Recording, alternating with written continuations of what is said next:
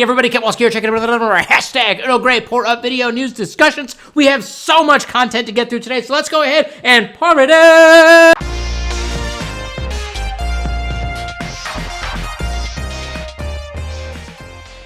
We have so many Star Trek news stories to cover. We have to cover them. So many stories. So let's go ahead. Let's jump right into our very first story. So right out of the gate, I want to go ahead and talk a little bit about an interview that took place just recently with a little-known actor. You may have heard of him, Michael Doran, also known as Worf. So during this interview, Michael Doran, of course, recapped the thing that he always loves to recap over the last couple of years, which is his kind of elevator pitch for a Captain Worf-focused kind of Star Trek show. And of course, it doesn't have to him with doing and being in the Starfleet. He's now moved over to being in the Klingon Defense Force, and he's captain of a Klingon ship, and he's kind of just doing his own thing, kind of just a focus area on a Klingon captain on a Klingon ship instead of it being a Starfleet captain on a Starfleet ship. He has kind of pitched this thing over the last couple of years. It hasn't really been picked up, unfortunately. It doesn't look like it's going to get picked up anytime soon based off the information that he provided in the article. But what was really interesting about this is that according to him, he has not been contacted about appearing in Picard Season 2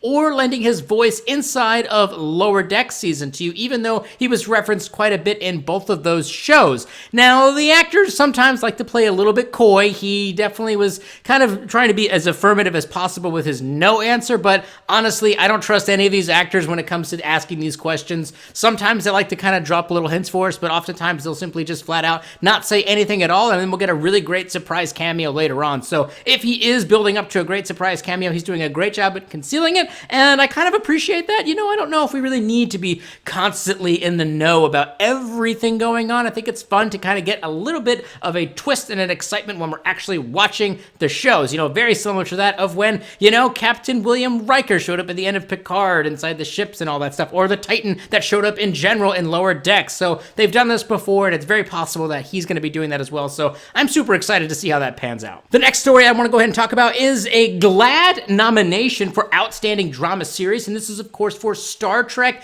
Discovery. Now, those of you who have watched the show or have heard the creative kind of mind behind Star Trek Discovery, Alex Kurtzman, he talks a lot about wanting to have a lot of diversity and representation inside of that show, so it's no surprise that they are getting this nod for this particular award. We haven't gotten the awards, you know, kind of announced, but they have been nominated, which is awesome, and it's really fantastic, and I think really speaks to the heritage of Star Trek and kind of its intentions of being diverse and kind of representing, you know, different cultures and different ideas on the screen for all of us to kind of experience. So it's great to see that hard work and you know, focus on diversity is really paying off in this kind of fashion. So I hope that they actually get the award. I think it would be great, but the competition is stiff. Coming up next, we have Jerry Ryan, who kind of, you know, just took the wind out of all of our sails, who unfortunately confirmed that there is a little bit of a delay with the kickoff of the filming for Picard Season 2. Now, we do know that Sir Patrick Stewart did get his first COVID vaccine on January 22nd, and no, I'm not cyber-stalking him. He just posted about it on Instagram and Twitter. I promise you we're not cyber-stalking him.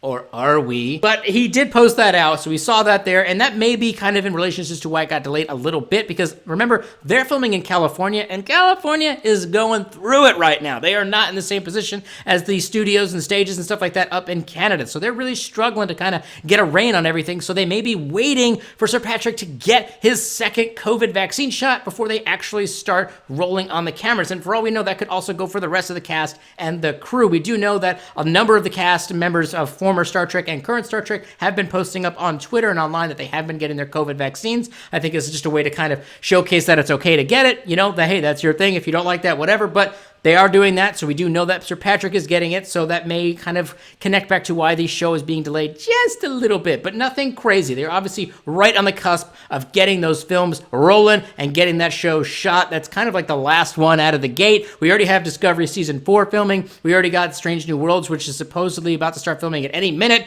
and then Picard's going to be filming right around the same time. So very, very exciting news there. Speaking of, you know, all of the exciting news that's going on, there's been a lot of promos recently for Paramount Plus, which is set to go live on the 4th of March. So we're pretty close to that. We're about a month away for Paramount Plus to kind of get out there. And if you've kind of been online, you'll notice the CBS All Access accounts on YouTube and stuff like that have been rebranded. They're rebranding a lot of their social media platforms already into the Paramount Plus logo. And then CBS All Access itself is going to be cut over into the Paramount Plus construct. I'm personally very excited. I can't wait to actually see what everything looks like. I hope they redo the interface there. Could use a little bit of a freshen up personally. But what's fun about that is they've been releasing a lot of these fun little trailers and promos for the network online. And we did get to see one that had our boy Anson Mount in there with all of his great hair glory. But we also got to see Spock doing a little bit of a medical exam on a puppet that had frostbite. And he had these cute little Spock earmuffs on, which I loved. I really thought that was great. These are kind of just like little fun snippets, nothing like that. And I do want to go ahead and stress the fact that Strange New Worlds has kind of been one of the main Star Trek focal points in these ads and in these promos up to this point,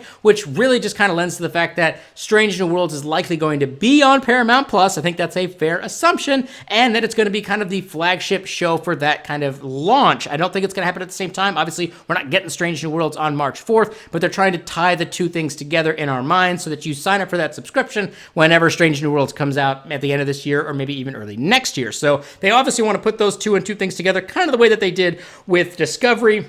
Obviously, CBS All Access was kind of out before Discovery kind of, was released, but it really put CBS All Access on the map and has continued its growth, and they have really good growth. Not as fast as some of the other ones, but certainly not as terrible as some of the other ones. I'm looking at you, Quibi. Okay, so we're doing really well. They're obviously continuing on the growth there. And remember, Paramount Plus is international. So they're not going to be going to all countries right off the bat. It looks like they are going with a bit of a phased approach, but they are intending for it to be in as many markets as possible. I know there probably is a little bit of kind of international kind of distribution licensing problems that they're kind of dealing with there, but they are trying to get it as international as possible. And that's really, really exciting. So that way we can all just subscribe to the same service and maybe even watch it on the same day. What a strange concept. And we kind of go to our final news story of today, which is the most exciting one. So there was just an event recently that had Alex Kurtzman and a number of the kind of, creatives and cast members of Discovery Season 4 kind of talking and just kind of sharing a little bit of cryptic details about the upcoming season that they're currently filming and creating right now. So it's very, very exciting. They kind of just did like this little fun news event, like little news junket, but we got some key details that I want to go ahead and talk about really quickly. So the first detail is talking about a different kind of villain. So he was saying, quote, we're deep diving into the science in the fourth season in kind of a new and interesting way. And that there have been many kinds of villains over the course of Star Trek, but what happens when the villain is not actually any kind of living, breathing entity, but something else? How do you solve that problem? Which is really, really interesting. That kind of gives me like a little bit of like a V'ger vibe in some regards, where it's not quite understood as to what it is. Kind of that giant cigar probe that was looking for the whales. What is it? It's not really clear. Maybe it's just kind of like an entity in space that we don't really know. It's giant green hand, so to speak. I don't know. But it is interesting that maybe they're kind of looking away from a mustache twirling bad guy villain that requires somebody to punch them right in the face, and they're going to go for something a little bit more ethereal, a little bit more sci-fi epic, which Discovery is a sci-fi epic. So going with a sci-fi epic